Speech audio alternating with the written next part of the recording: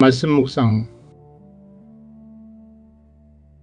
우리가 아직 연약할 때의 기약대로 그리스도께서 경건하지 않은 자를 위하여 죽으셨도다. 로마서 5장 6절 말씀. 그가 모든 사람을 대신하여 죽으심은 살아있는 자들로 하여금 다시는 그들 자신을 위하여 살지 않고 오직 그들을 대신하여 죽었다가 다시 살아나신 이를 위하여 살게 하려 함이라. 고린도후서 5장 15절 말씀. 하나님은 나에게 비친 것이 없습니다. 나는 그분께 모든 것을 비치고 있습니다.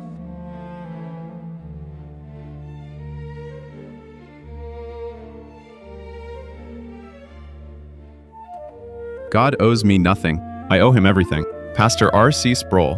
그리스도인은 하나님으로부터 받은 거대한 사랑의 빚을 진 사람입니다. 너무나 큰 사랑을 받았기에 그 가치를 값으로 평가할 수도 없습니다. 하나님의 크신 사랑 그 어찌 다 쓸까? 저 하늘 높이 쌓아도 채우지 못하리라는 찬송가 가사처럼 우리가 아무리 노력해도 하나님으로부터 받은 이 사랑의 빚을 온전히 갚을 수는 없습니다. 우리는 일평생 이 사랑의 빚을 조금이라도 갚기 위해 애쓰지만 그 빚을 완전히 갚는 것은 불가능합니다.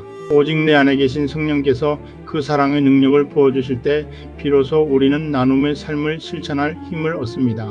그러므로 우리는 성령의 능력으로 하나님께 받은 사랑을 이웃과 나누는 일을 계속해야 합니다.